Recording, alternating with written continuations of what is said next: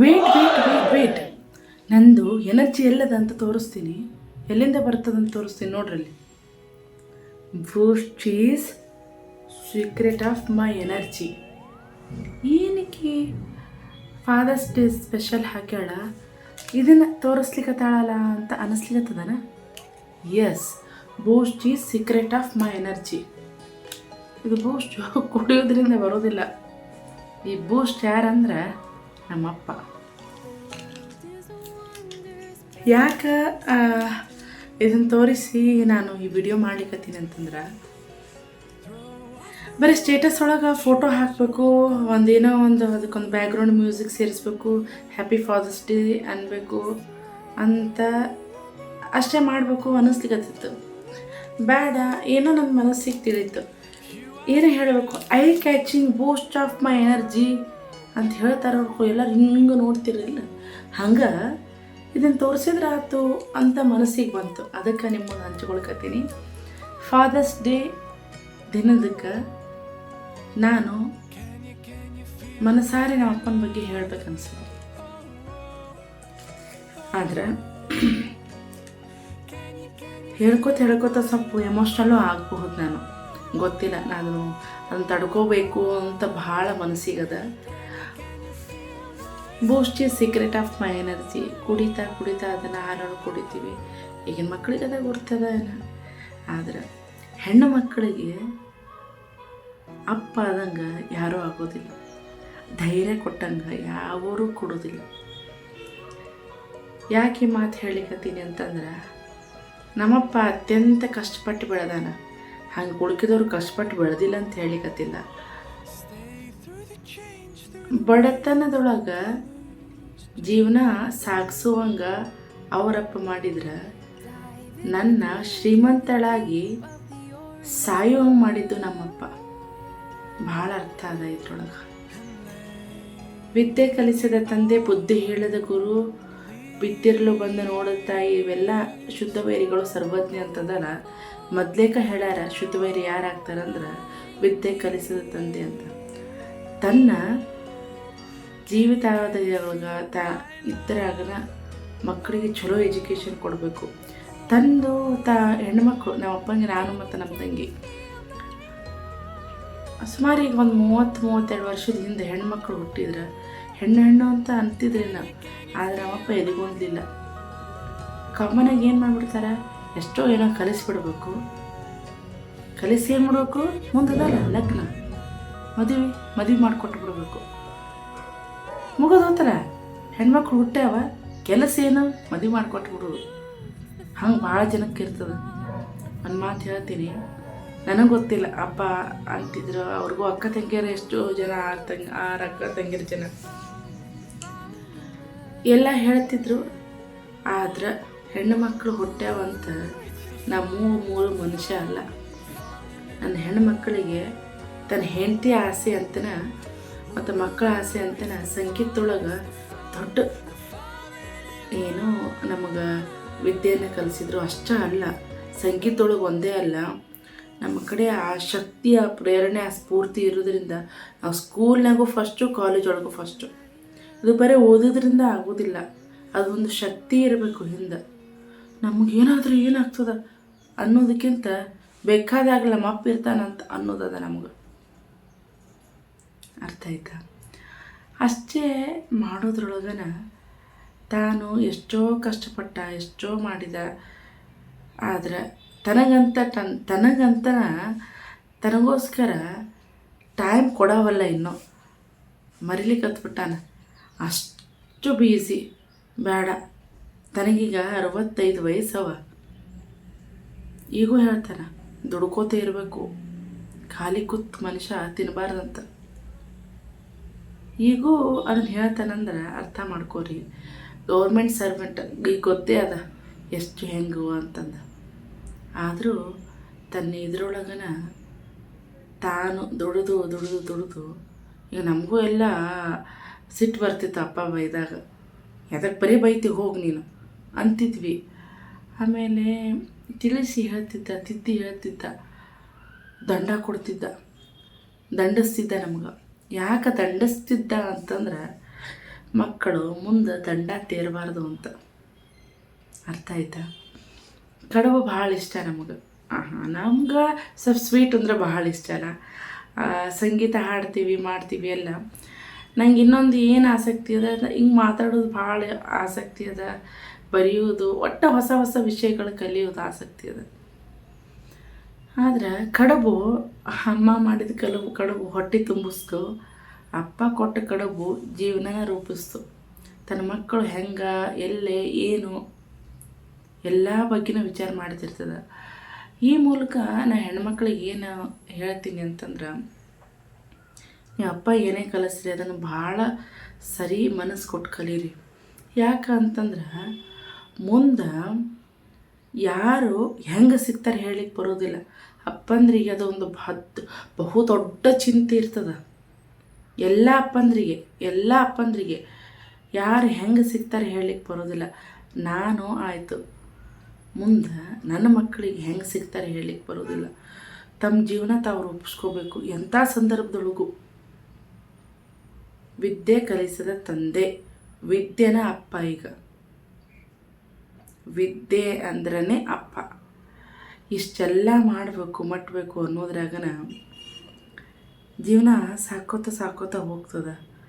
ಪ್ರತಿಯೊಂದು ಕ್ಷಣಕ್ಕೂ ಹೇಳ್ತಿದ್ದ, ಸಮಯಕ್ಕೆ ಬಾರದ ಬುದ್ಧಿ ಇದ್ದರೂ ಲದ್ದಿ ಅಂತ ಹೇಳ್ತಿದ್ದಪ್ಪ. ಹೌದು, ಕರೆಕ್ಟ್ ಅದ. ಏನೇನೋ ವಿಚಾರಗಳನ್ನು ಮಾಡ್ತೀವಿ, ಆ ಸರಿಯಾಗಿ ಟೈಮ್ದೊಳಗೆ ಡಿಸಿಷನ್ನು ಏನು ತಗೋತೀವಲ್ಲ, ಅದು ದೊಡ್ಡದಾದಂತಹ ಶಕ್ತಿ ನಮ್ಗೆ. ಆ ಡಿಸಿಷನ್ ಎಲ್ಲ ತಗೊಳ್ಳಿಕ್ಕೆ ಏನು ಕಾರಣ ಅಂದ್ರೆ ಅಪ್ಪನೇ ಕಾರಣ. ಮುಂದೆ ಹಂಗೆ ಅನ್ನಿಸ್ತಾ ಹೋಗ್ಬೇಕಾದ್ರೆ ಎಷ್ಟೋ ಈಗ ಬಡತನದೊಳಗೆ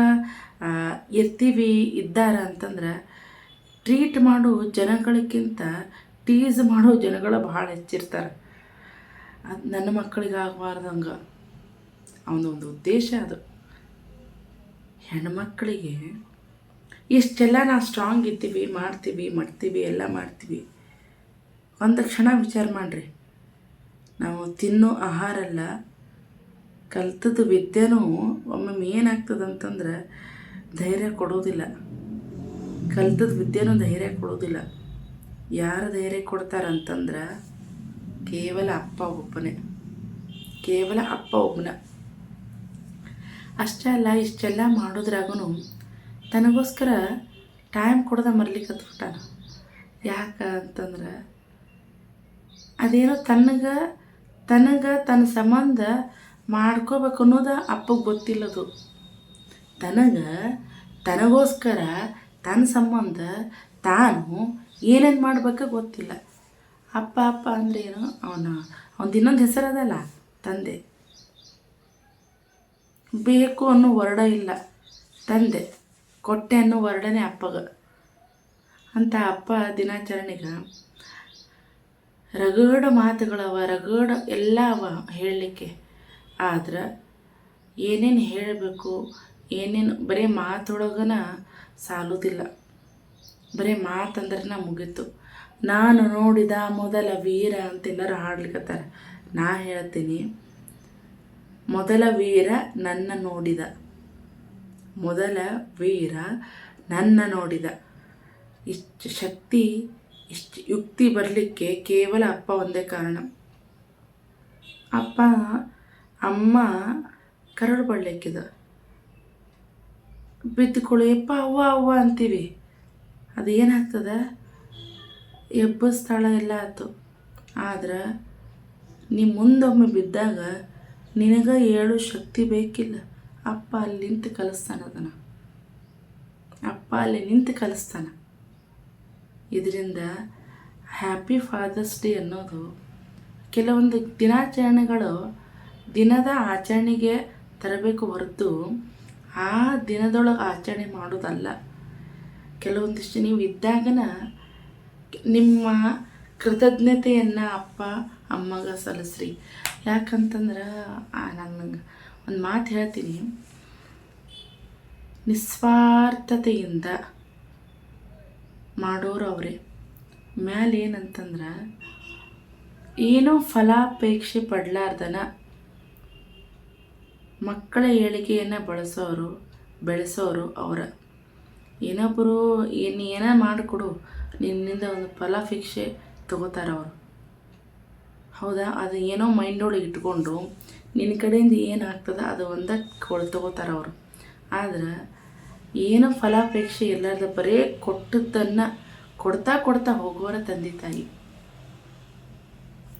ಅಷ್ಟು ಬೆಲೆ ತಂದೆ ತಾಯಿಗದ. ಆಮೇಲೆ ಮುಂದೆ ನಾವೆಲ್ಲ ಸಣ್ಣವರಿದ್ದಾಗ ಎಲ್ಲ ಹೇಳ್ತಾಯಿದ್ರು, ಎಲ್ಲ ಮಾಡ್ತಾಯಿದ್ರು. ಸ್ಟ್ರಿಕ್ಟ್ ಭಾಳ ಇದ್ದ ಅಪ್ಪ ಭಾಳ ಸ್ಟ್ರಿಕ್ಟ್ ಇದ್ದ. ಯಾಕಿದ್ದ? ಹೆಣ್ಮಕ್ಳು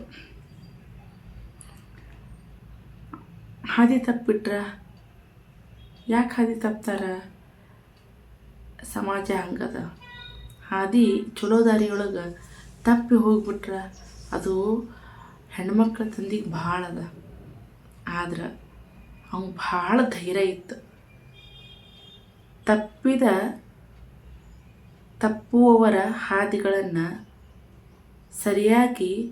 ಸರಿಯಾದ ಹಾದಿಯಲ್ಲಿ ನಡೆಸೋರು ನನ್ನ ಮಕ್ಕಳಂತ. ಅಷ್ಟು ಧೈರ್ಯ ಇತ್ತು ಅಪ್ಪಗ. ಆ ಧೈರ್ಯದಂಗೆ ನಾವು ಧೈರ್ಯ ಆಗಿದ್ವಿ. ಪ್ರತಿಯೊಂದು ಸನ್ನಿವೇಶದಾಗೂ ಈಗ ಹಾಡುಗಳನ್ನು ಕಾರ್ಯಕ್ರಮಗಳನ್ನು ಮಾಡ್ತಿದ್ವಿ. ನಮಗೆ ಹೊಗಳ್ತಿದ್ರು ಹಾಡಲಿಕ್ಕೆ. ಹಾಡಿದ ಮೇಲೆ ಭಾಳ ಚಂದ ಹಾಡ್ತೀರಿ, ಭಾಳ ಚಂದ ಮಾತಾಡ್ತೀರಿ ಅಂತ ಹೊಗಳ್ತಿದ್ರು. ಅಷ್ಟೇ ಅಲ್ಲ, ಅಲ್ಲಿ ಹೋಗ್ತಾ ನಮ್ಮ ಅಪ್ಪಾಗ ಭಯಂಕರ ಖುಷಿ ಆಗಿಬಿಡೋದು. ಎದಕ್ಕಂತಂದ್ರೆ ಕಣ್ಣಾಗ ನೀರು. ಅದು ಕಣ್ಣಾಗ ನೀರು ಯಾಕೆ ಬರ್ತಾವಂತಂದ್ರೆ ನಿಮ್ಗೆ ಗೊತ್ತಾಗ್ಲಿಕ್ಕತ್ತದ. ಮಕ್ಕಳಿಗೆ ಹೊಗಳಿದ್ರೆ ಇನ್ನೊಬ್ಬರು ಸಂಕಟ ಪಡ್ತಾರೆ. ತಂದೆ ತಾಯಿಯೊಳಗೆ ಕಣ್ಣಾಗ ನೀರು ಬರ್ತಾವೆ. ಇದು ತಂದೆ ತಾಯಿ. ನೀವಿರೋದು ನೀವು ಮಾಡೋದು ಏನೇ ಇರಲಿ, ಒಂದು ಕೃತಜ್ಞತೆಯ ಮಾತನ್ನು ಅಪ್ಪ ಅಮ್ಮಗೆ ಹೇಳ್ರಿ. ಅಮ್ಮ ಕರುಳ ಬಳ್ಳಿ. ಇದು ಕರುಳು, ಅಮ್ಮ ಅಂದ್ರೆ ಕರುಳು, ಮೆದುಳು ಅಂದ್ರೆ ಅಪ್ಪ. ಳು ನಾನು ಮಗಳು. ಸೊ ಎಲ್ಲ ತಂದೆ ತಾಯಿ ಎಷ್ಟೇ ಕಷ್ಟಪಟ್ಟರೂ ಅದು ಮಕ್ಕಳು ಒಳ್ಳೆಯದಕ್ಕನ. ಅದಕ್ಕೆ ಅಪ್ಪ, happy father's every day. Thank you so much. ಇದು ಗ್ರ್ಯಾಟಿಟ್ಯೂಡ್, ಆ್ಯಟಿಟ್ಯೂಡ್ ಎಲ್ಲ ನಿನ್ನಿಂದನ. ಆದರೆ ಒಂದು ಮಾತು, ನಿನಗೋಸ್ಕರ ನೀ ಟೈಮ್ ಕೊಡು ಸಾಕಿನ್ನ. ನಿನಗೋಸ್ಕರ ನೀನು ಟೈಮ್ ಕೊಡು.